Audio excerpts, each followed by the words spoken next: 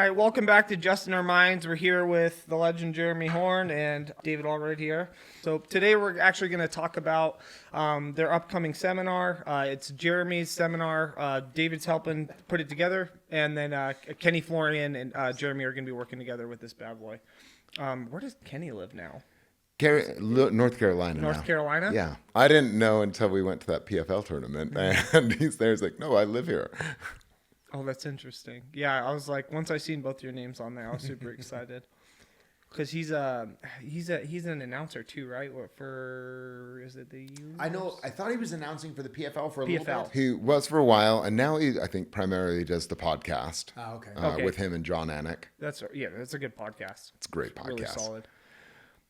So we'll get right into it. We'll get right into some of what people could be looking into for the seminar and what we think maybe is important and overlooked at some of the local. I've noticed too, some of the local seminars haven't been my favorite, to be honest. Yeah. I guess it's hit or miss. Yeah, seminars are all different. It depends on who's running it and kind of what the focus is, but I think we'll have some fun. Yeah. Do you have any specific points you guys are going to be going over without giving too much away for the... Really, I'm going to kind of let Kenny lead the whole thing because I know he's got some things that he wants to go over specifically, but really just kind of focusing on Jiu-Jitsu as it pertains to MMA fighting. You know, a little bit of a crossover there, but there's some differences as well, so... With some of these seminars, is there anything that you see in seminars that maybe could be done better, or things that maybe you think you and Kenny could work on specifically for this seminar? I don't know about done better. Yeah, I guess that's. They're all kind of different, and really, I think because they're all different, you kind of have to cater to the group that shows up. You know, I mean, if you've got a group of guys that are relatively new and you're trying to show them really advanced stuff, they're not going to get it, and it's going to be a waste. But if you got a bunch of guys that are really advanced and you're trying to show them how to break them out, and maybe that's a little bit beneath them, and they're not going to get their money's worth. So I think finding a balance that kind of suits everybody there is the way to go. Kind of testing the waters once everybody shows up. That makes sense too.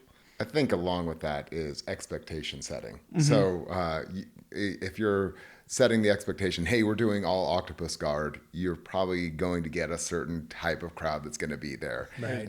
If you're saying, hey, this is just a seminar, and the fewer details you give, the more variety you're going to get in that class, the more that you have to figure it out. Yeah, and then I guess with you and Kenny too, you might get some more traditional style stuff too, maybe a little less... Yeah, I mean, I'm not really sure what his background is in jiu-jitsu. I know him from the fighting side of things, and I think that his jiu-jitsu has been largely shaped by fighting as well as mine. So I think we'll probably have a lot of similar ideas, on scenarios and how to do things. But there might be some different perspectives, so we'll kind of see how we mesh and how we may have approached things differently. I think that'd be cool too. Then coming together, and then there's going to be points of references. I always love seeing two different styles of coaching. Yeah. In one area, as long as it's not one doesn't overshadow the other one. Right. But like having those two areas, like when you have somebody that's like grappling heavy, like wrestling, and then somebody that's more heavy jiu-jitsu, and then you have people point out the two, like head position or this or angles things. I really like both sides of that. We're experiencing a lot of that yesterday at Combat Arts, and I seen that. It's really cool to have two people that come from different backgrounds but similar perspective. I think that's the cool part about this is I'm billing this as the Nerds with Knowledge Jiu-Jitsu seminar. Yeah. Like Jeremy and Kenny are cut from the same cloth. It was so funny to me because I had only met Kenny earlier last year.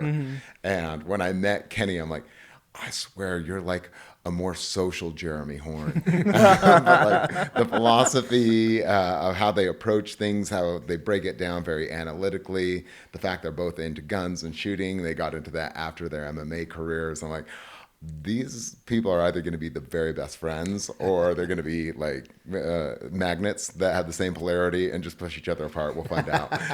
And so is that going to be also a thing that you guys are doing too? Or are you guys going to be doing some sort of a tactical? A little bit, yeah. So we just decided just because we're in Utah and everybody loves guns in Utah, is that we would add a little bit of a firearms portion there. So we're going to do the MMA stuff one day, and then we're going to do just some real fundamental firearm stuff the second day because Kenny's an avid shooter, as am I, and we've got a lot of interest out here, so we figured we'd add on that. But it's not going to be anything too crazy, just some really fundamental stuff. Okay.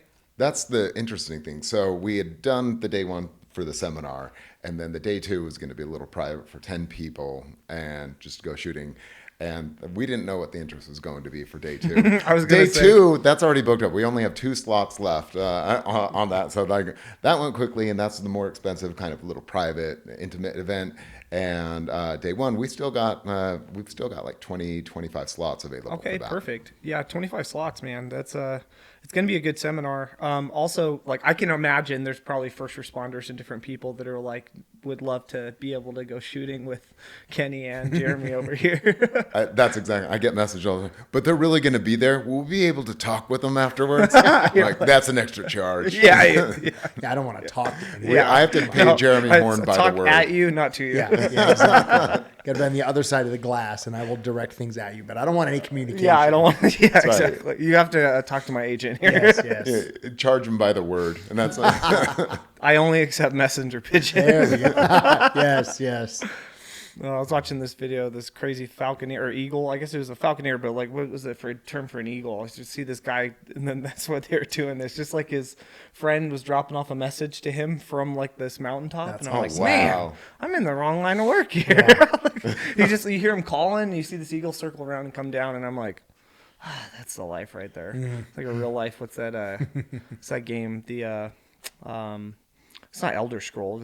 Dang it. Was it Skyrim? Skyrim. Yeah. Oh, of course, you would know. You're right. I knew. That's why I was looking over here. Yeah. You were looking the right side. Yeah, of that it. was one of the last games I played too. I didn't was even really Elder play that Scrolls. one much, but I Yeah. know how popular it was. I know the whole Skyrim Morrowind franchise was a Were big you a one. big fan of what is that Red Dead Redemption game? I played it a little bit, but my brother played it and tried to draw me into it, and he had already finished the game. So by the time I joined, he was kind of coming back and helping me along, and that's never quite as fun. So Yeah. we played a little bit, but I never really got into it that much. Dude, I remember I was Skylar Landerman. I was hanging out with him, and he was playing, and he was just camping. Yeah. Like he was literally like going camping as a cowboy, and I'm like, what are you doing? Wait, so how do you know the whole crew? I apologize. Like, you trained at the gym? Yeah. I Okay. used to train at the gym.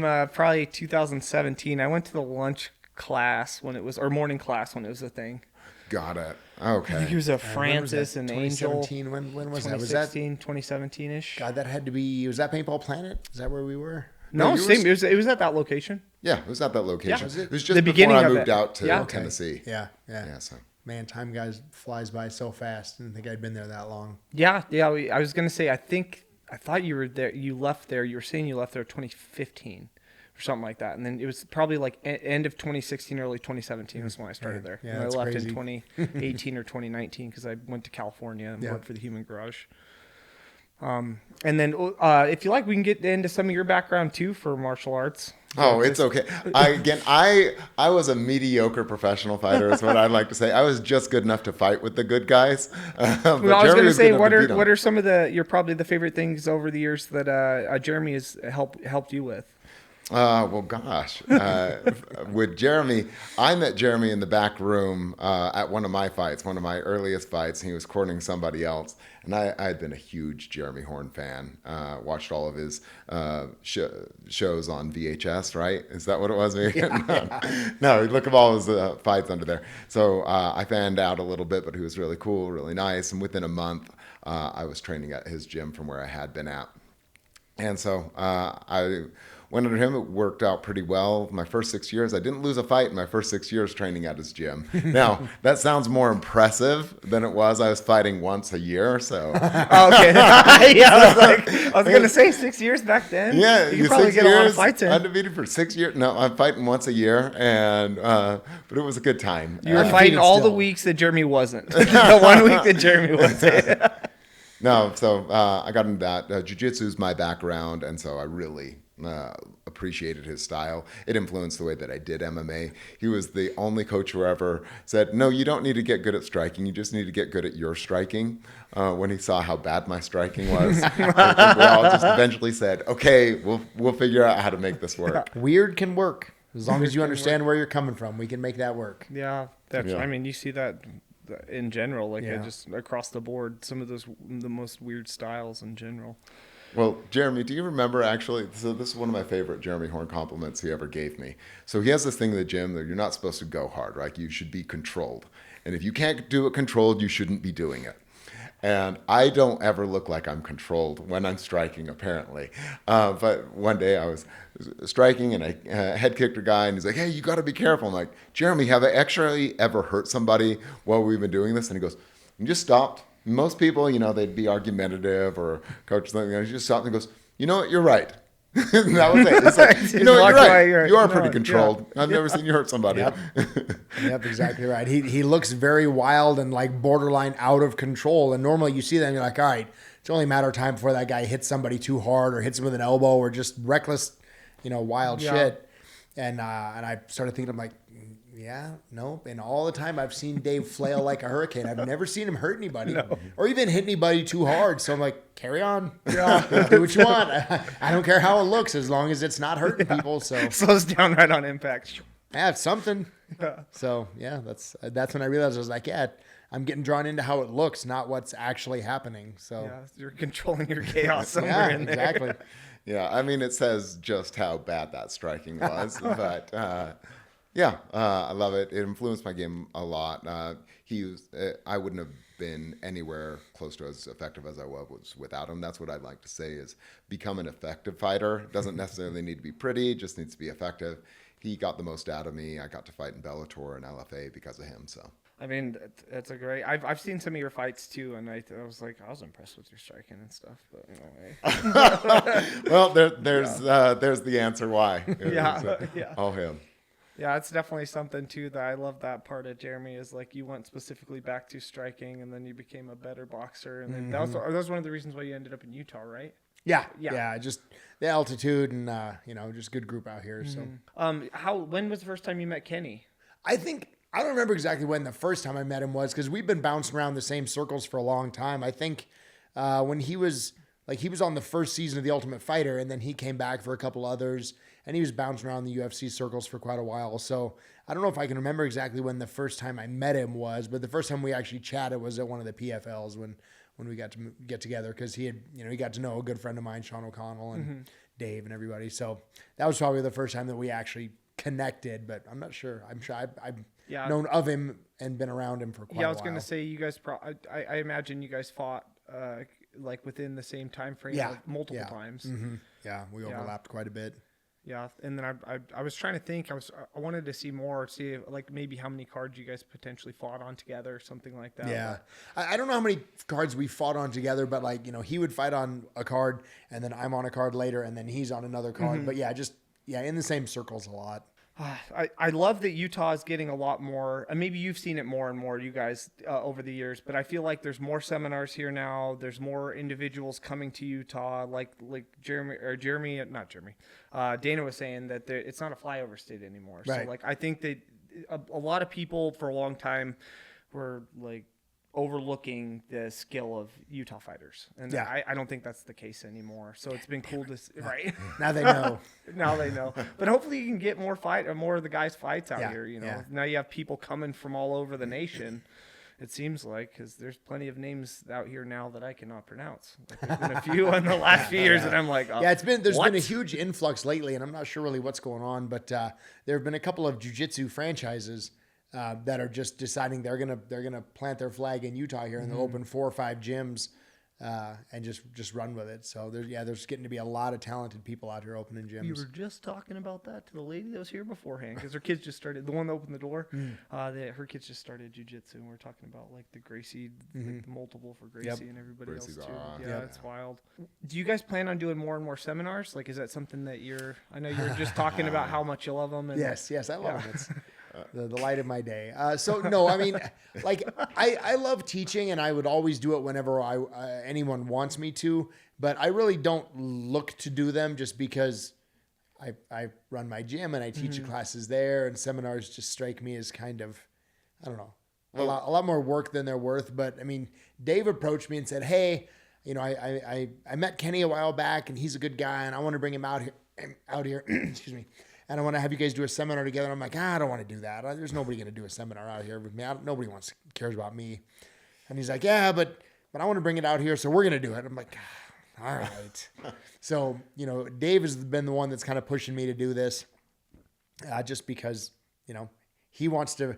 Dave's the kind of guy that all of the people that he knows and all the friends that he has he wants to bring them all into one room and have everybody together, all his friends together all the time. So like I've known him for years, and then he met Kenny, and then he's like, I want all my friends to come together. So we're doing this, and I'm, we'll have fun. I love teaching, but the seminar aspect of it was totally Dave. Dave's the one that wanted to put that together, wants to bring everybody out here. So my goal is to get one over the summer too. I think it would be fun to have another one where we get Kenny, Sean, and Horn to do one, mostly centered more MMA, less jiu-jitsu, and the next one do it as a summer thing. And I'm going to constantly be pushing Horn to do more. This guy just doesn't give himself enough credit for just what a pioneer he is in the sport, how well respected he is, how much people actually like hanging around him, in spite of how little he likes That's it. the one that surprised I don't know how many black belts or coaches over the time was like, oh yeah, Jeremy. I was like, oh yeah, I mentioned you or something like that, and the other black belts and stuff, they're like, oh, Jeremy knows who I am. It's just funny. It's a real thing. I'm like, yeah, he said he did. Yes. But yeah, he does. He's definitely one of the most humble guys out there. Exactly. It's aggravating sometimes. It's aggravating. Because, if I had Jeremy's name, I would be doing so much with it. And I try to tell him all the time. Now he's doing it with my name. Jeremy, we will make you money, okay? He's like, let me borrow your name tag. Hold on. I got this. So Jeremy needs friends like me that will put him out into social settings. Yeah, there you go. This is your SSRI. Yes. My spokesman. Yes. Yeah. Talk to my agent. Yeah, talk to my agent. But and it's fun too, because I think you see a lot more of the older heads too now getting back out there, and I don't know why. Like I've always said too that Jeremy, I hear Joe Rogan talk about Jeremy so like over time, all the time, Yeah. And I'm like, why isn't he on there yet? It's like one of those things to see that circle back around, and like to see, like the Rampages, the Jeremy Horns, and everybody popping back up and getting it back out there again too. Like what's that other one? The Jackson podcast. Have you seen that one? The Rampage. Rampages or the Necklace brand podcast. Yep. Like those, it's cool to see all these old, the older generation coming back out, starting to do more seminars. So I think this is perfect timing to start getting these out there. That's my goal, is to actually take him out on tour, get him in other places, because it's what we talked about earlier, that, in your own hometown, nobody cares about you. And Jeremy loves that. So he's just going to sit there the whole time. But we should take him out other places, because every other place I go, I tell him I trained with Jeremy Horn, or he was my coach, and like, oh, he's the legend. Wow. Yeah. I've watched so many of his VHSs. They only say that because they haven't met me. If they may, like, who's that loser? Oh, that's Jeremy. Oh. No, you're until you touch him. Here, come here. Oh, there he is. Yeah. He was just saying the next seminar is going to be in the Appalachian Mountains, right? That would Get be the good. hill people. Yeah. We'll do a little bit of camping and hiking and land nav, and we'll have some fun. That would actually be a lot of fun. Yeah. Like those are the type of things I think too, because I have more and more people that approach me for like men's wellness or like men's like retreats and all these things, and I think that would be huge to be able to do more. We should talk more about that. I've got some ideas that I'd like to do something like that. That's been an interest of mine forever. So and also we just together. Closed on another 118 acres. My family did, and it's in Arkansas, but I want to start doing stuff somewhere out there too. There's hunting and all the jiu-jitsu and all. It'd be crazy. Oh yeah, go hunt some razorbacks out there. Yeah, whatever we want to. Yeah, and I think there's like a herd of. There's like 45 deer out there that's just running through there right now. But yeah, but I'm open to it, and that you were one of the first people, because you have so many different variations of what that is, and it's not just like a brute fighter. I think that's there's that difference, and sure. all people. Josh Brickman was the one that told me, he's like, there's a difference between a martial artist and a fighter. Mm-hmm. Some people just want to fight, and some people actually want to train to be the best version of whatever they are. Whether it is, and that's it. And that's him. He finds his new obsession and really goes in there really deep. It's one of the things I think is funny about Jeremy is everyone's like, whoa, what is it like to fight with Jeremy? I'm like, that's not the most dangerous thing about him. Like, him with his guns, because he got really into that and shooting and drawing, all that. I'm like, I would rather have Jeremy with no, just hand to hand, because I have a 1% chance there. So but it goes to you think like he's an artist. He's a true artist where when he learns about something, he wants to really understand it deeply. He has a very obsessive personality. I love that, and that goes back to a like kind way of saying I'm autistic. Yeah. Oh yeah, I think everybody in this room are different levels of that spectrum. Yes. Oh, absolutely. White room, plenty of spectrum colors here. But it's like that's what this sleeve is based off of, is like Miyoda Musashi, the Book of the Five Rings, Yep. you know, and it's Absolutely. just that, the painting, so it's like an elemental sleeve. But that's, I think more people need to go back to Yeah, that, I agree. and that's what I think is, you know, the real identity of masculinity, is to be able to be soft, or be the warrior in the garden, you know, or the warrior in the shooting range, whatever you need to do, but have all of it. It's like there's too many people white knuckling on the road and yelling at everybody and all this weird things. Never been a Gotta fun. get out and get punched in the face in the gym every now and then you won't be so angry on the road. Yeah. Well, yeah, that's one of my favorite questions. Well, even just ask this. How many fights have you been in out on the road, or, you know, in regular life? How many physical altercations? Since I've actually been like legit training and like are more comfortable with myself, none. Not very many. Almost one time. Almost one. Almost one. one. Okay. But see, so really not even one. Yeah. Now, Jeremy, how many fights have you been in out in regular life? None. None. And same thing for me. From the moment I started training, I have not been in one altercation, but, you know, everything's kind of diffuse. Never had a physical thing. Now, before then, it was like this need, this insecurity really to prove yourself. And that's one of the reasons I encourage people to do mixed martial arts or jiu-jitsu or something, so they don't feel like this insecurity or this feeling of being unsafe, where you almost feel like you have to front and you have to show how strong and powerful you are. and then on top of that, we're in Utah, so somebody's just like, "Oh yeah, poo poo." Yeah. Like, Well, that's it. That's what Jeremy told me. It's then like, you end up on the wrong side of a Instagram Yeah. reel. Yeah, no kidding. yeah, well, That's what gets me. I'm like, I'm a big guy, like, you know, like it's for the most part. So like, I can't walk up to anybody irate. That's a good reason to get unalived. Yeah. Exactly. I know. That's good. Jeremy, that quote, you know, whoever has the gun is the black belt. Yeah, exactly. And we'll take yours, unfortunately, afterwards. I Like, think oh, this will look good. there's an American Dad episode where they talked about that, how that like karate can't beat a gun. Yeah. Guns beat karate every time. Like, yep, pretty true. Yep, you can't martial arts your way out of a bullet. It's so funny, that show. I finally met somebody that identified. What's the alien's name? Roger. You remember Bradley that came in, that long hair? He came into your gym. I Oh, rolled yeah. him. Yeah. So he identifies with Roger. He loves that of all people. It's just like, because he loves the dress up, and like he's like, man, I'm a real life Roger. I was like, whoa, wait, of all of them? It was just funny because you see the Steve memes and everything. But anyways, it was just funny that I'm like, oh wow, everybody's got a character. Yeah. But it's true, and I think I wish more people, hopefully it's a bell curve. You see more people, like kids, getting off their phones, not doing what their parents did or what their uncles do or whoever. And I'm hoping that now that they see, it looks like the percentage of people that train is growing pretty quickly, or at least train one time. Yeah, I mean, or every other it kind Monday. of comes and goes, but yeah, I think it's kind of going in cycles. You guys know that meme about hard men's creating good times and that whole meme, and I think that cycle does run that way, because eventually, when things get too easy and too simple and too unphysical, people just have an urge like, I don't want to do that anymore. I want to get up and do something. I want to go move. I want to go wrestle. I want to go play football. I want to go beat up my buddies in the park on the weekends. You know.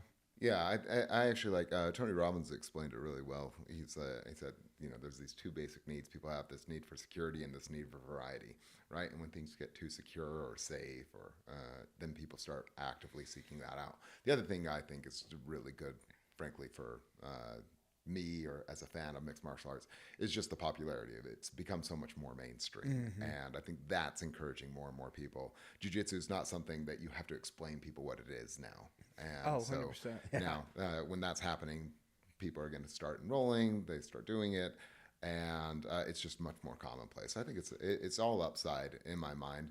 Yeah. The only thing that I really wish is that people took more advantage of what they have. 'Cause I think the biggest thing that you deal with as you get older is regret for opportunities you don't take. And I think of all the things that I didn't get to do in my mixed martial arts career because I didn't try it, right? Like, I wish I'd gone out and done more. I wish I'd tried out for the Ultimate Fighter. I wish I had, sat down to that dinner with Joe Rogan when I had the chance. And those are the things that I miss out on. I also wish that I'd gone to the seminars, right? I had opportunities for all these different seminars. For me, it's even just a chance, just the chance to say, hey, I met this person or I got that picture, because that's the stuff you look back at later. So I'm hoping that anybody listening, they think about that like, oh, I could go to any seminar. Well, Kenny Florian, he hasn't come out here before. I don't know if he's going to come out here again and do it. So hopefully you show up. And I mean, it's going to be something special. Why not go, show up, and make sure to enjoy and learn something? I think sometimes too, people are maybe intimidated to go to different gyms, or especially if it's somebody like yourself that could be I know other people that have trained that are intimidated to go to a UFC fighter or whatever, especially a legend. And I don't know what that is. I guess the ego or whatever that is. I don't know. But hopefully the seminar gives them more of like an open invitation, because it doesn't feel like they're just going to somebody's gym or this, that, or the other. I think that's still interesting, the tribalism in some aspects. That's something that's very foreign to me, and I've struggled with that. You know, when you live your life a certain way, sometimes things that seem very simple to you are odd to other people, you know, and vice versa. So, like, excuse me. I've been in a gym my whole life. Like, literally, it's been my entire world since I was 11. So the thought of somebody being nervous to walk into a gym, to me, is just so foreign, I can't understand it. Like, I've had people walk into the gym before and literally won't step across the threshold. They'll lean in and look around, but they literally won't step foot in the gym because they're worried about something. Like, they don't want to step, whatever. It's just foreign to them. Yeah, exactly. And so for me, I just don't even understand it, so much so that you say that people are intimidated to come in. I'm like, why?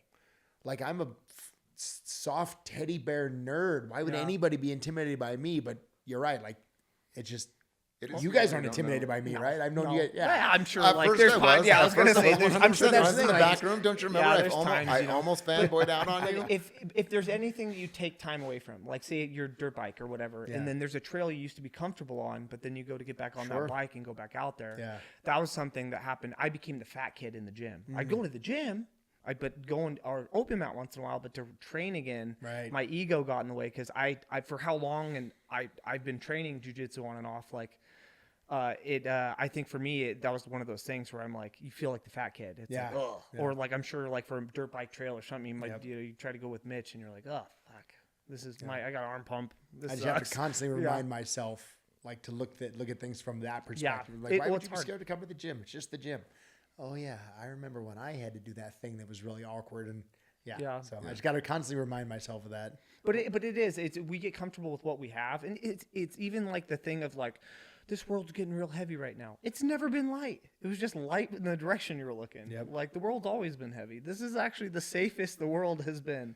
Maybe not, statistically. It might not seem like it now because we have more divides in between things right now that's in our face. But there's more coverage of it. But it's always been a left or a right or a up and a down, and it's this ebbs and flows. That's something I hear a lot, and I'm like, it is safe. It is very safe, but it's also like a crazy world out there. It always has been, and this is the safest it has been. Like, that's why I just hide in my cave. Yeah.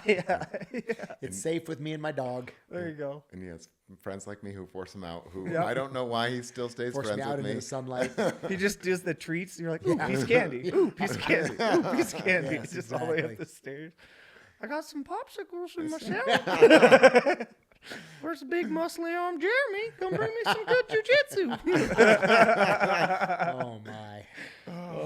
Yeah, it's that's the biggest thing is I feel like people are so intimidated by their own ego. Yeah. It's like that's all it is. Well, yeah, you have to confront your basically the image of yourself when you go into a place. I think it happens for me if I haven't trained in a while. Even me just coming back, I'm like, oh, I'm not going to be as good, or I'm fatter than I was, and the people at the gym are going to think about you a certain way. And I got the best advice actually from one of my bosses in business world, and he said, the most powerful thing you can remember is you're not that important. And like, nobody's watching you. Nobody's thinking about what you're doing. They're all dealing with their own headspace inside their own mind. So if you show up and you haven't been there for 2 years and you're fat, they're not thinking about you. They're thinking about themselves. And it's a really good reminder for me. It's what makes coming to the gym less intimidating for me, especially as I'm getting older. You know, I'm turning 45 this year, and things don't move as fast or as well as they used to. That's just the way it That is. Toby Keith song. I'm not as good as I once was. Yeah. But I'm as good once as I ever was. But like when you get your own ego or your own image out of the way and just think, oh, I'm here for the experience, you'll have a better time of it. And then just remember, nobody's really watching you. You're not that cool. Yeah. Right, and then like at the like you said, like we were playing a video game. You're trying to build attributes. You're not gonna like go hang out in the closet or whatever. Just go sit down and be like, he's gotta decompress. He's got anxiety. He's gonna rank up his anxiety meter here. Let's press some buttons. Let's twist the dial here. Yes. Get it back down. But it is that thing. Like what I like what Joe Rogan says is I'm sure he got it from someone else, is like who do you want to play in a movie? Why not try to do that? It's your life. Like, figure it out. Yeah. I love that. You know, and there's more I watched skills. that episode. I love that episode. And there's more skills for us all to do. All this stuff's scary. We all have days we don't want to go to the gym, do podcasts, film, any of the stuff. Like, it's I don't know if I made this up. I'm sure that I got it from somewhere, but it's like your greatest success is always going to be just beyond the shadow of fear. You know, like we were talking to Jeremy and everybody else and most of these other fighters, like everybody's scared to walk out. Like you just got to show up, get your hands wrapped, and go in there. Yep. Yeah. Hopefully you get paid for it. But yeah, it's there needs to be more, and that's something missing is community. Like you're nervous, you don't show up, you go to a seminar, you meet new friends, you meet new people, you learn new skills, and then you have oxytocin, all the good feel good chemicals that are doing the things that you didn't realize that you needed. Yeah. We don't have enough of these tribes. Like we do want to live in our cave. Yeah. You know, and well, yeah, and when you live in your cave, you don't remember what you did that day. That's I think the difference is because I think in your life it boils down to memories. That's the only thing that you really get at the end of it. Is you get these moments and these memories, and the more that you do, the more of those memories you get to keep. But if you're having the same day every day, they all just blend in. Like I can't tell you what I had for breakfast, Tuesday last week, but I'll definitely remember. Hey, on February 20th. I was at Kenny Florian seminar, and I'm going to remember those things because that was so far different from my standard typical day. And so, I just go get those new moments, those new memories, those things that aren't just the same routine you're doing. Mm-hmm. Because if you're doing the same routine, you're going to find 10 years passed you by that you're like, I don't really have anything to show for it. Yep, and then you live in the life of what ifs and what should have beens, and that's the heavy burden. That's a terrible place. I'll be Uncle Rico. Bet you I could throw those. Oh yeah. I bet you I could throw this over the mountains. Over those mountains. Yeah. Talk about how great you could have been. Yeah, then that's a hard life to live in, but I feel like there's a lot of people doing that now that they can fake the illusions of whatever else they're doing. Mm-hmm. We all have our version of that in some aspect, but. Yeah, we have this artificial community lifestyle. Everybody's looking online, and they don't actually live their life anymore. Yeah, don't get me started on that. The whole social media blight. I had the idea of like, what if I just deleted it today? Like I was thinking about it earlier today. What if I just did it? Yep. And then those are those thoughts. Like, and it's hard too because it's created by these mad scientists that just want to suck your brain out of your head. Yeah, they literally designed it to say, how long can we keep you on? Mm-hmm. That's the whole mission, and I hate it because it's been pretty successful on me lately. I wish I could tell you guys, oh man, I'm on my phone 10 minutes a day just replying to text messages. That's why my handstand walk's getting good, is because my legs are dead on the toilet. I have to like, put my phone in my pocket, handstand walk out of the bathroom. Yeah. Otherwise, I'm army crawling. Like, sorry, I was late today. My foot wouldn't press the clutch. There was no blood. But we just gotta. I mean, for seminars and things like this, that it's a fight back against things that like the consumerism and the bigger man and all these things. Like, in my opinion, it's like, if you want to be that man, do the hard things, or you want to be that woman, do the hard things. Like, that's what the equality, all the crazy stuff out there. Like, the moral of the story is you got to start doing the things that you don't want to, or the things you want to but you're scared to do. Exactly. Well said. So other than just this coming up, it's February. What's the date? 20th and 21st. The 20th and 21st. 21st, you said there's 2 spots left for the firearm tactical side shooting. Of things. Yeah. Mm-hmm. And then how many spots total are there for the grappling or jiu-jitsu? Yeah, we could do up to 60. Ideally, we're targeting 50. But right now, I think we have 23 slots available. 23 available. Okay. Yep. And what are there going to be, like you said, there's going to be future opportunities for something like this. Where would you like to take Jeremy for these seminars? You bet. So we could throw it out there. Absolutely. I want to take him to Texas. So just outside of Dallas and Plano, there's a good MMA community out there too. And I lived there for a bit. So I want to take him there. He already has a request out in Memphis, Tennessee. They said, please bring him out here. I remember when you were living out there. Yeah, you worked with those guys a bit. Yeah, so they absolutely would love to have him there. I'd take him there, and then I'd probably take him to Florida just because I like Florida and my family could come hang out. I know the Cholo MMA guys too. Have you ever seen that? They're like kind of like a fun page. I have. Yeah, so they've been on the Creeper? podcast. Isn't that one of them? So there's Loco, Dewey, and but there's Creeper, and they have a bunch of fun names. They're in Georgia, Atlanta, Georgia, I've and seen some of their stuff. I'm sure I've talked to them. They're like, wait, it's in Atlanta, Georgia? Yeah. Oh, we should definitely do that. Yeah, I I'm could going out there next month.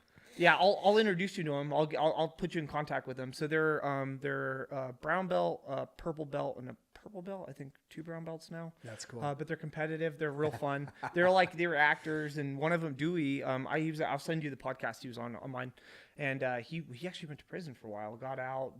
Started jiu-jitsu I think it was 6 years ago, nice. Recent, and he's in his 40s. That's awesome. Yeah, but they just basically they just do a Cholo page. So they do they just do a bunch of skits of just different things like that. So it's really fun. But it's bringing new kids to the community because they see, cool. And that's what they're saying is they've been inspiring a lot more of the Latino culture, and they're like, that's what's awesome. this jiu-jitsu stuff? Yeah, because they're all wearing their beanies and Yep, stuff. top button up. Top button. Well, they actually have rash guards that have the top button. Yeah. That's awesome. Yeah, that's what we need. Yes. Yeah, maybe we can get Jeremy to do some skits with them too. They'd be that'd down. be awesome. Yeah, I always thought it'd be funny. I was like, dude, I'd be like an Officer Dangle. I'll be new Goofin. Because sometimes I'll message them and I'm like, dude, this would be a fun skit. They're like, dude, that's a great idea. They're one of the things they're going to be coming out with is the Hispanic community have slides for shoes. I was like, why don't you guys have Cholo MMA chanclas? And they're like, why don't we?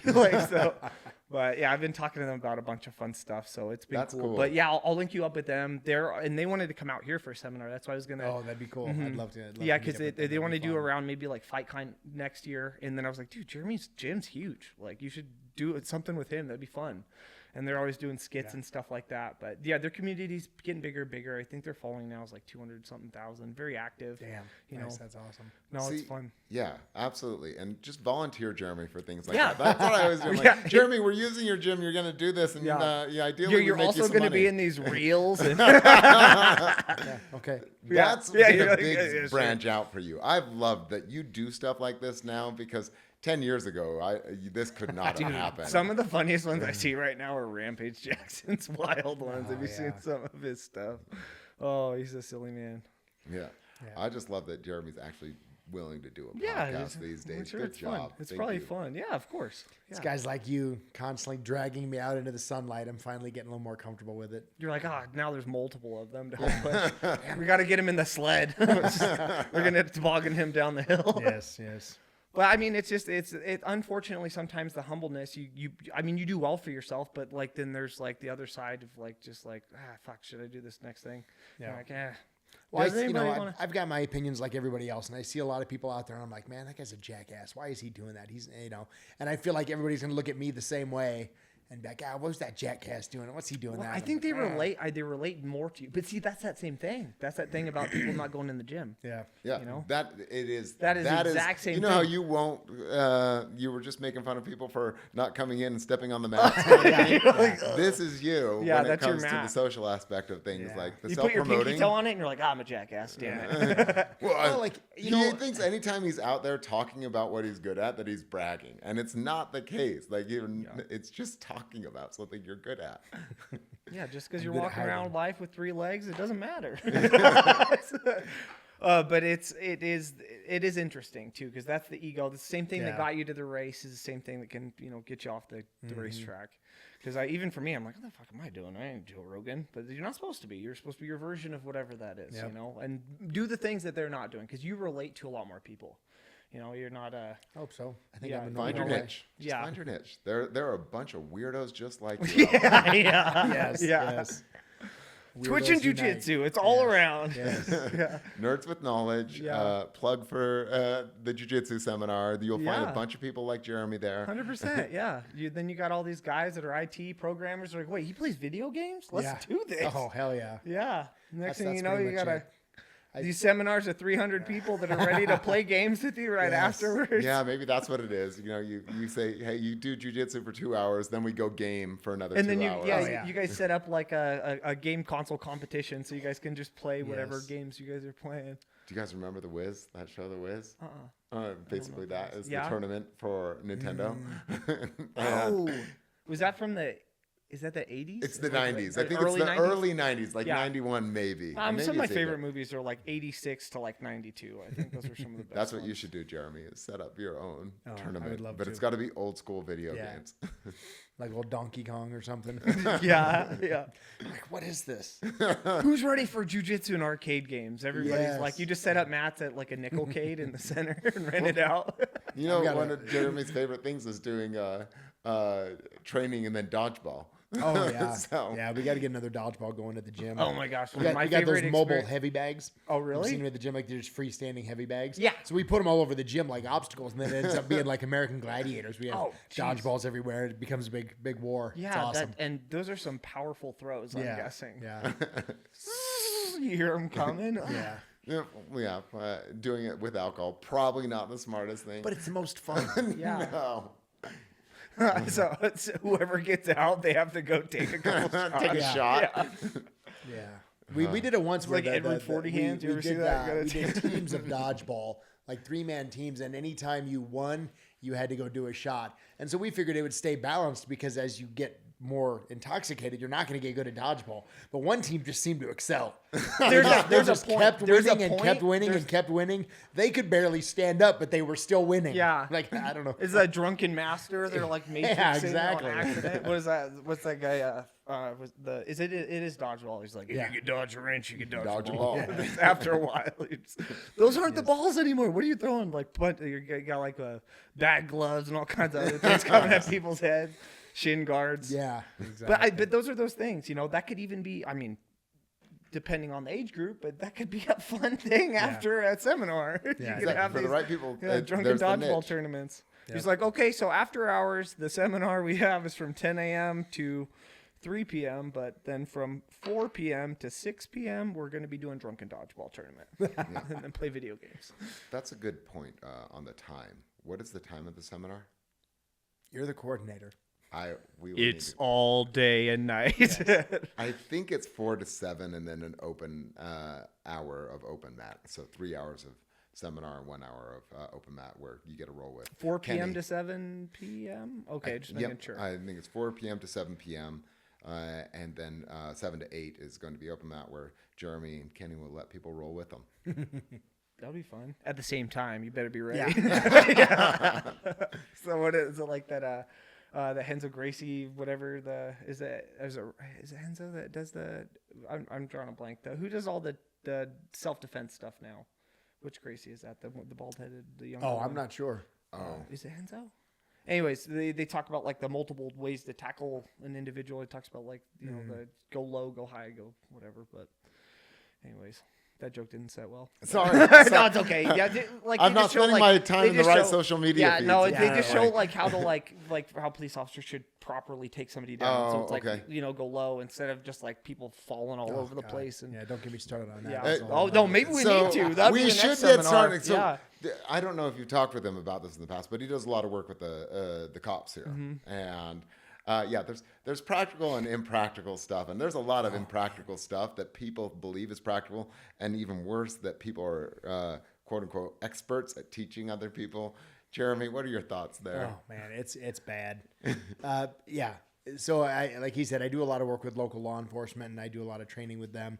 And seeing what's out there for some of this stuff is just atrocious. The general training is just terrible. And it doesn't really take that much to get people reasonably competent.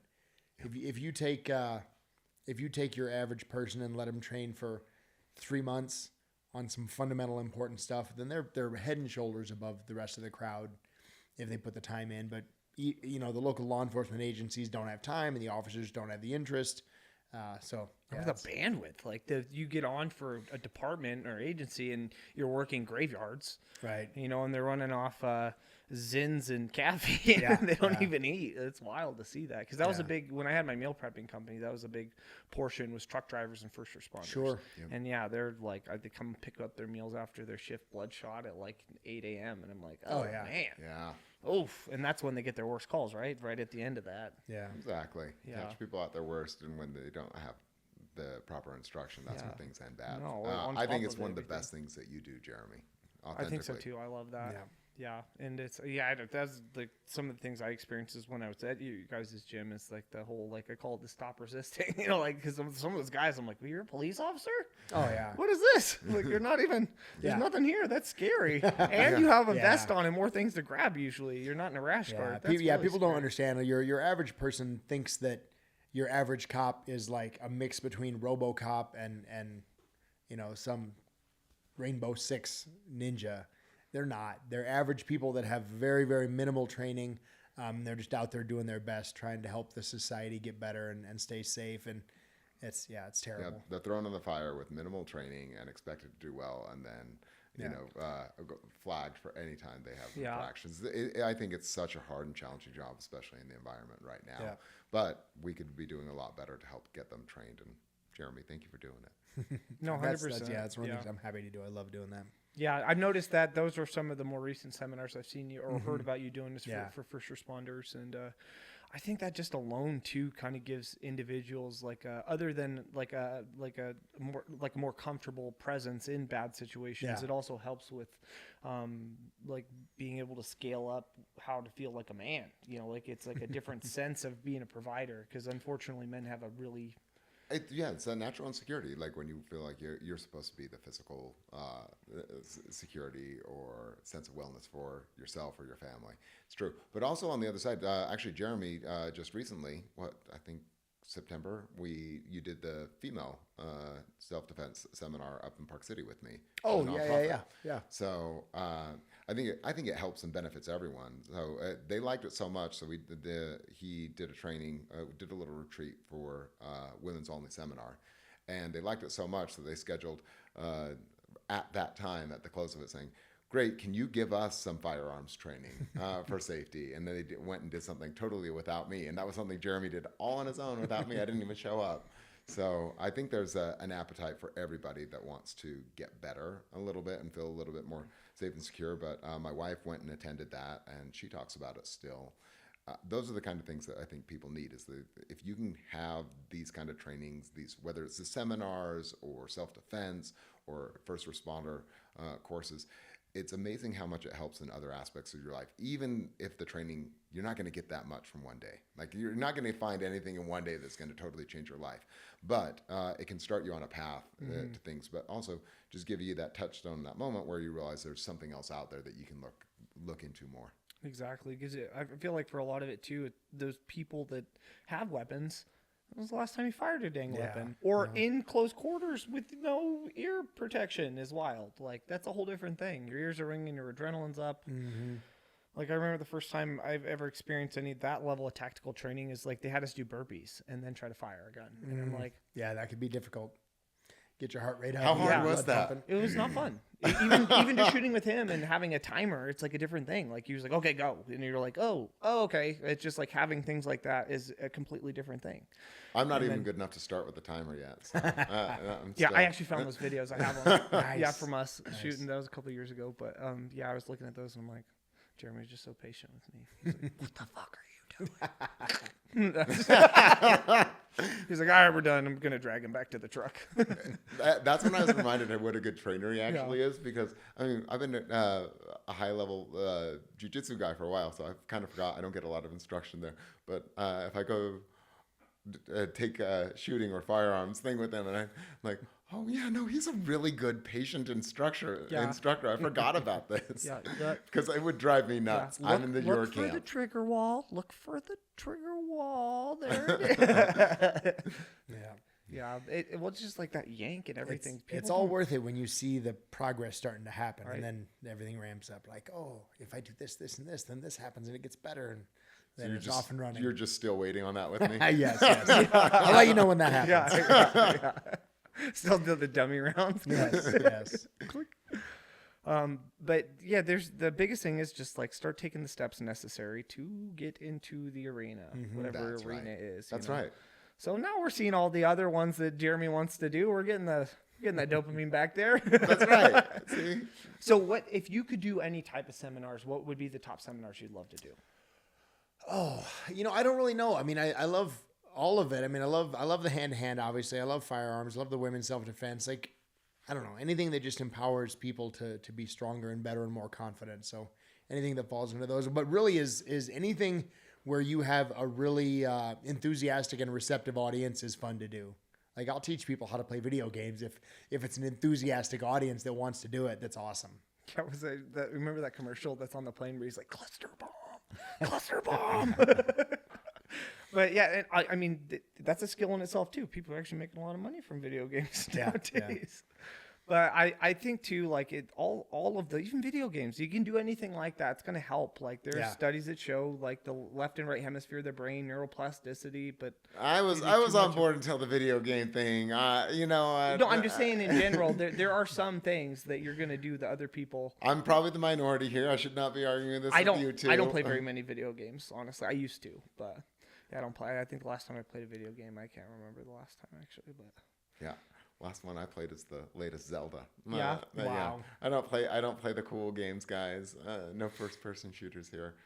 I'm not good enough. You're too busy out there meeting people and doing all the social stuff. Networking and but I just mean like with anything, like if you can use it as a tool rather than like a crutch. No, you're exactly right. And people are literally making it into careers. And so, well, I mean, you see all these drone pilots and stuff nowadays too. And I'm like, that's Call cool. of Duty makes a lot of sense. Yeah. You guys seen that movie Ender's Game by chance? Yes. For the book? Read the book. Love it. Yeah. It's kind of the similar idea. I guess it's an older movie, so there's not really any kind of spoiler alert thing. But basically, the premise is that these kids are being recruited to eventually train to become the next generation of our military. So they've got this really high tech training thing. Fast forward, turns out they were actually fighting the war in what's the word? Drones and proxies by basically. proxy. It turns out that this kid basically saves humanity by playing a video game. He thought it was a video game. He was actually fighting a war and controlling everybody and ends up saving the planet. Oh, that's actually really but he thought he was playing a video game. Oh my gosh. Yeah, he thought it was a training simulator and no, he was actually fighting. Oh my gosh. And there's a lot more to it than that. It's actually a really good movie, but at the end they're like, okay, you did it. You've saved the world. And he's like, what do you mean? He's like, you mean that wasn't a game? You mean he realized he killed all these people and lives and all that. Oh my gosh. He thought he was just doing a simulation. It's a plug. Orson Scott Card. Read that book. It's good. Yes. Oh yeah. Man, I'll have to look into that one. It's a great story. Yeah, it's like the Ready Player One, like that whole concept. Yeah. It's like it's an alternate universe, and with how things are moving, like it's a wild reality. And then I guess it depends who you talk about. This could be a simulation too. Was that just a brain in a vat? Yeah, depending on what tax bracket you get to, I guess. Yeah, exactly. It really kicks in. But it is just that, like, be able to create the character and be able to do the things that you want to do out of everything in life. There's always something, and then the next thing you know, your hobbies can start actually implementing more positive behaviors in you as a person. That's right. Because I think most people don't realize that they fall to their vices and not stack to their habits. Does that make sense? Like, you're building it up. Absolutely. So if you don't have, and then idle hands are the devil's playground. So if you're not doing things that are positive, that are influencing you, your family, the safety of your friends and family, then you're probably doing something that's going to cause more depression or this, that, or the other. Exactly. No, I completely agree with you. And we always, everything drifts to the mean, is what they say with numbers, statistics, and all that. So whatever your average is, you're going to continue doing that. So you have to elevate your average, because if you're not moving forward, you are moving backwards. And so you have to be proactively trying to progress in life. I'm actually just curious for you, when did you start training? In MMA in general, or MMA, just jiu-jitsu, whatever it is. So I started. It's all wrapped my up. grandpa owned a boxing, or my uncle and grandpa's both owned a boxing academies in California. So I started boxing when I was 5. Oh, geez, just for summers. It wasn't every day. It was summers, so I got into boxing early, and then jiu-jitsu I started in 2005 when I started wrestling in high school, and then I did it on and off since then. So I had I think all total I've had 17 boxing matches. And when I was younger, before I was 17, and then I did like some smokers and stuff like that, but nothing too crazy. And I've done a couple jiu-jitsu tournaments more recently. That's and awesome. I guess wrestling in high school too, but The whole reason I asked is, for me, I definitely started late, and but I get to see that difference. For you, it would be hard to say, well, yeah, once since I did this, my life changed, kind of thing. Yeah. Because you've been doing it your whole life, and obviously Jeremy Horn was doing jiu-jitsu in the womb. But or I can, karate. but I can say like, going from an insecure man, because I grew up around guys that could street fight, and so for that, like I got bullied, became the bully, and then had to transfer out of becoming the bully because I didn't like that. Like it wasn't something I was just raised around it. So I see the difference. It's like now I don't go fight people. I mean, apparently we can get frustrated at somebody, and I flipped off people in traffic plenty of times. It happens once in a while. But it is that, like, being the better and more skilled and more comfortable I am in my skin, the less likely I am to ever have an altercation. Unless it's defending something or somebody. I feel like that might be a little different. But I don't feel that. So it did change my life. Yeah. Because there's been plenty of times, like I don't know if I've told Jeremy this, but in between 17 and 22, there was a time where I was embarrassed that I didn't have a felony and I didn't go to prison, because that's what I thought male initiation was in my family. Because I had family members, different people in and out of prison. A lot of family members pass away, 1 to 3 friends, family members, whoever passed away from drug overdoses, suicide, or murder, death, whatever, since I can remember. So for me, I understand that other side of like the guy that's I had 10,000 fights and blah blah blah. It's just that thing, but they just fight for no reason and drinking and drugs and a bunch of stuff. So I grew up around those kind of men that treat women like shit, and so I guess I do have both sides of the story. Wow. Didn't know that. Yeah, That's a lot, man. Yeah, it is a lot. Yeah, so it's. Yeah, I've been, like when I was younger, I got stabbed. I've been shot at and things like that. But it's just stuff I don't really talk about. It's almost embarrassing to me because I'm not that guy anymore. But I need to talk about it more. Like, it's those things that we should talk about. So, like, absolutely. Everyone has a backstory. Yeah, first tattoo at 16. And, like, that's just, like, there was a time and a place. Like, some of my earliest friends, they all have felonies. One of my friends, like, I used to call my brother. Like, he's probably going to prison right now. He just got in trouble for home invasion. Like, somebody sent it to me. It happened on the 21st. Oh, man. Yeah. And I'm like, ugh. So seeing those kind of things, but being in the rooms with gentlemen like yourself, it's like, it's cool to be able to know the both sides, because they're very easily, if God or whatever, the universe didn't help me create this version of my life, then there's no reason I wouldn't have been dead or in prison. Yeah. Wow, that's that's heavy, the man. energy out of the room a little bit, but yeah, it is. That's why that's why I so appreciate people that are actually like real life savages that just smile and have wiener dogs. But it's true that the more you learn, I feel like the nicer and nicer. You never get into a room of individuals that are just like usually bullies. Like, I mean, I guess there are a couple black belts and different people out there we all know that are can be a little bit of a bully, but it's because there's those boxes, and they're really pretty rare. Yeah, that's or right. I mean, there could be some CT or something down the road, or too many substances, whatever that is. But they're very rare, and they're more the more and more skill you see compared to like white belt, blue belt, purple, so on and so forth. Like, you'll see the calming of that individual, and that's something that I really appreciate having for myself. And that's why we need to go to all the seminars ever. All of them. Especially when Jeremy Horn's there, all over the nation. His tour's coming 2026. But yeah, I think that's going to be fun. We're going to have to start talking to a bunch of gyms. If you want to go to Australia too, I know a guy. The guy I introduced you to, James, on that podcast, podcast. Yeah. So they have a gym in Australia. He's a black belt out there. Nice. That'd be a fun one. Yeah. That would be a fun one. Get you guys out in Australia. Yeah. Do some seminars down under. There you go. Yeah, that'd be fun. I mean, you've been out there a bunch with Yeah, Liam and yeah. Sean. Sean had Yeah. a fight out there, so we went out there a few years ago.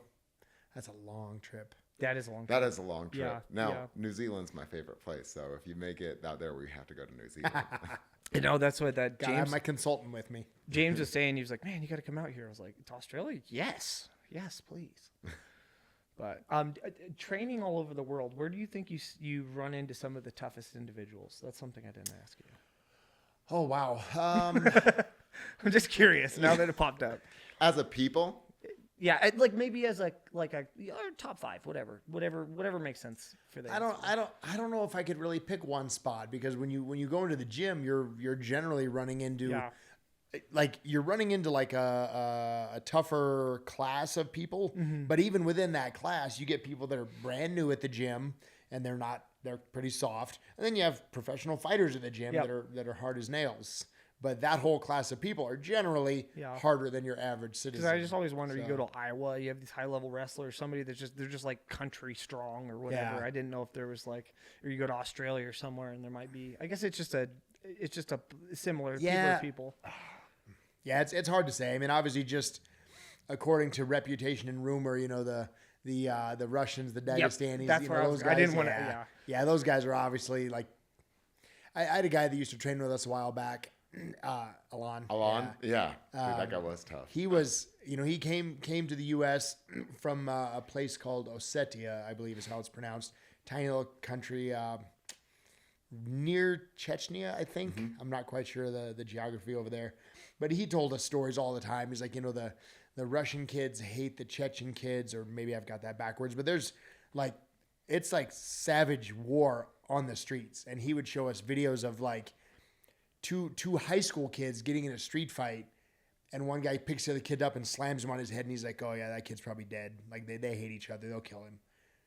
Like it's just, and he's like, that's just life over there. Oh, So yeah, it's yeah, a I mean, different I can't even imagine growing up in a society where at 5 years old, you're learning how to wrestle because you're going to need it to save your life. By the time you're 10 years old, you're going to be fighting kids, you know, you're going to be fighting for your life against other and kids. food and everything else Yeah. too, depending on where you're at. Those rations. So, and I'll never forget. There was one guy years ago in Bellator, and he was one of the I think he was Chechen. I'm not sure. And they were doing the trash talking before the fight, and his opponent said something like, "I'm ready to die in the ring. This is my life." And with a totally like ice cold, scary face, his other kid said something like, "Yeah, he shouldn't say things like that because he doesn't know what it's like to fight to the death." And And you're like, "Ooh, oh yeah. that guy has done some there's a shit." different Yeah. You're like, all right. See, Alon was one of those. Yeah. That's what I'm saying, like- one of my favorite things. Yeah, Americans are pretty soft, relatively. You know, And I feel like some of those guys, other than being stone cold, they also have some of the best sense of humor. Yeah, They're some of the funnest people. It's sense of humor, but Once you sometimes open 'em up. unintentionally. Yeah, Because yeah. I remember sitting with Alon after training one day, after he, beat my ass, and then he's sitting there. Yeah, this is good for me. I need to do these things. If not, I'm not good Muslim. I used to not be good Muslim. I would drink. I would stay up late. I would stab people. I would talk to women. Like, it was like those were the same level for him. yeah. Like, stab people was just Talking thrown to in. women were worse. Yeah, like it was all at the same level. And I'm like, are you intentionally being funny, or is Yeah. it? And they're like, no, he actually means that. That's all the same level for yeah, them. same level of discretion Oh there. my gosh. Stab people. Oh, okay. We're not talking stab about Facebook people. poking here. Yeah. Oh. Yeah, those I are drink, I talk to women, I stab people. All in the same. Like, that's Yeah. the same level. He's like, anyways, how was your Saturday? Like, you guys still want to go to lunch? Yeah, that's why it's cool to be able to have conversations or to be, well cultured. You get to travel, or you have people come to your gym that are from all over the world, and you get a better idea. Like Viktor Frankl, the Man's Search for Meaning, talks about everybody has their level 10. That's what you experience, but then you hear other people's 10, and you're like, ooh, ow, Yeah. ow. Yeah. The rule of relative. Yeah, that's a wild life, and that is why we still need to be doing these. To start training hard. That's right, train hard. Yeah, Go get uncomfortable. yeah, in multiple levels. I want to see Jeremy doing a lot more of these. Yeah, me too. And the next step too, we're taking him to Dagestan. Yeah. Oh, Those guys No, are that's- hard over there. Yeah, And they'll that tell you too, that and a lot of them jiu-jitsu don't- doesn't work. Yeah. And a lot of them, they're drinking and they don't do a lot of that Yep. stuff too. Yep, So they they're don't- just they don't do any of dedicated. that. It's the Yep. only thing they have. It's the only, like the only. There's cure a in reason front they're of them. better than everyone else. Yeah. Like, I think they embrace it at a And totally they all different just, level. a lot of them just look the same too. I'm like, I feel like one of the best looking people out there is like Armin or, like Islam, or they look like anime characters. Yeah. Physical And specimens. they're like that year When you round. train all day Yeah. and you don't have any vices, Yep. you're just. So I was going to say, then you start getting vices. You end up like Marab. I'm just kidding. He's still savage, but he's jumping into frozen, running up mountains. I don't know if he actually has any vices, but no, he doesn't seem like he does. But yeah. All right. So probably in closing, we'll. I'm curious on. So we have potentially. So we'll have this one here in February, and then if you do have a possibility, I'm not sure how close together would you guys want these? Like if you can do multiple. I'd do it in late June. Late June? The next one. Okay. And we'd probably do it up in Park City. Is what I'd like to. So we can do it high altitude. We have a place up there that about 8,000 feet elevation, so it's kind of fun. It's a different environment. It would be outdoors. But yeah, that's where that one's probably going to be. Cool. And then, so this one will be, by the way, this will be at Elite Performance, Jeremy Horn's gym. It's in Sandy. And we'll see what we can do to get more and more people there. Kenny Florian, you said he's coming in the week of the... Yeah, he's going to come in on the 18th and fly out on the day after the seminar ends. Okay, there we go. So then I was seeing if he might be doing anything else out here too. Yeah, no, he's just coming out for the seminar and to hang out. He was originally going to bring his family. They have kids that have school, and that's the priority, so that's the right call. So it's just going to be him this time. Awesome. Well, thanks for having you guys. Thanks I for was trying having to us think of again. anything else we could go over today. No, I think that's great. Thank you so awesome. much for Yeah, having of us course. on here Yeah, and anytime. giving a shout out for the seminar. I really hope that people come and have a good time. I know that there's going to be good things taught. I think we're going to get some really good positional knowledge. You also get the chance to sit and roll with two legends. As long as they take it easy on me. I I'm a will broken also- old man, so they got to go soft on me. Don't let him fool you. He has better mobility than most gymnasts. Like it blows my mind. Yeah. But you show up, come. We're going to jumpstart this one and push it forward. So we're going to make sure you guys are one of the next podcasts because we have a couple out. So we're going to make sure that we get this one done as quick as possible. Oh, thank you. So no, it's going to be fun. And hopefully we see you guys at the seminar. We'll have some clips and things up too. And we'll do some ads and some fun stuff with it. And then I think we want to try to get all 60 people in there. I think that'd be great. It'd be fun. Yeah. That'd be cool. And then we got to do 100 and 200. We'll get him a microphone. He's gonna, Give me a stage. yeah, Tony Robbins. Yep, There you go, get Jeremy Horn. You guys gonna be emceeing the walking whole on event. fire There while you go. shooting pistols. Like Yes. it's gonna be a great time. It'd be awesome. Turn You're you gonna to get smashed on Yosemite the, Sam. Yes, yeah, yes. gonna get smashed on the mat and in the video games. And then we'll play dodgeball and have a drink. Yep, all in one day. There we go. Yeah. That's the male excursion we need. Video games, dodgeball, martial arts, guns, wiener dogs. Yeah. Yeah, the whole bit. Yeah, then maybe we can do some we can get some more puppies and do like the instead of the yoga, we'll just do some like situational Yes, yes. where you're not reaching for a gun, you're reaching for a puppy. You're like, oh, gotta save it. Yes, yes. That'd be awesome. All right. Well, Well, thank you, Justin. yeah, of course. No, thank you guys for coming in. I appreciate your guys' time. And, I appreciate you guys as individuals too. Both of you guys are amazing gentlemen. And I admire both you guys for both of your skill sets. So. Thank you. Thank you. Yeah, of course. Kind of you to say. Yeah. of Very course. nice. Yeah. And in closing, just remember to get out of your heads, get out of your minds, into your hearts, and come to the seminars and do those scary things. Life isn't meant for just comfort blankets and weighted blankets and anxiety. One of the things that we're missing as a culture is recess. So we gain anxiety once we lost recess. So we got to get out there and play. And a form of play is going to be grappling, shooting, and being able to go network and do other things. So just look into those scary things and turn them into a playhouse for yourself. Have a great day, everybody.